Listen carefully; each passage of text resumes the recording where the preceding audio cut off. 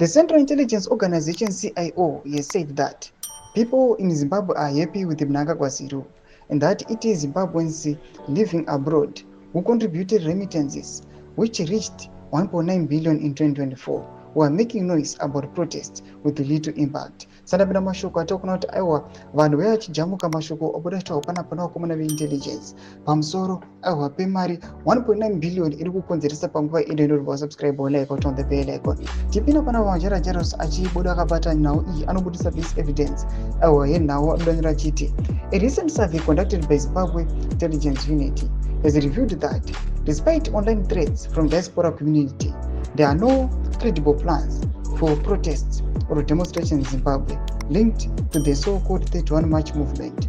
Lamu Matuke, the current Minister of State of Provincial Affairs in the Office of the President and the Cabinet of Zimbabwe and a member of the Parliament, says the findings come amid increased social media activity from Zimbabweans abroad, some of whom have been calling for mass action against the government.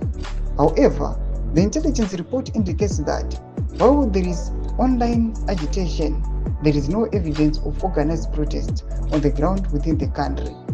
Government sources suggest that security agencies are closely monitoring online discussions, but have not detected any significant mobilization efforts within Zimbabwe.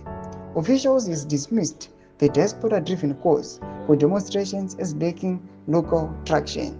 Tomashwa mudanyuko panapa aiwa akabatiwa aiwa namajarajeros. Panapa tinoona kuti aiwa the CIO ichibuda ichiti munyika yeZimbabwe muna maprotests akaplaniwa kunyangwe zvazvo makumwa aiwa nesocial media iri kutaura otherwise. Panapa zvinoratidza kuti vanhu vari kudiaspora they are pushing as much as they can aiwa to plan mademonstrations munyika. Tinoona kuti mwana wachikomenda achiti it is said that those who are in the diaspora are pushing hard and us who are at home are in this array, just sitting and waiting for the second coming of Jesus. Who is struggling the most? Us or those who are in diaspora, sending us money every day to survive?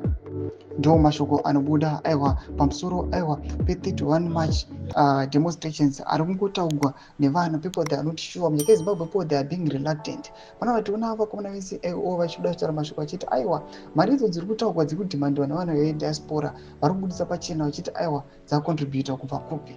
Mudzi mafunguro enyu munoti kudii pamusoro pechitiko ichi? As you are now watching the space, tiona kuti kunyange zvawo nyangwe maforces mapurisa masoja kuri kuthreateniwa aiwa nana marapira kuti they are ready to thwart vese maprotesters. Tudze mafunguro enyu munoti kudii pamusoro pechitiko ichi? Ndakome section medu tudze mafunguro enyu. Subscribe like, turn on the bell icon.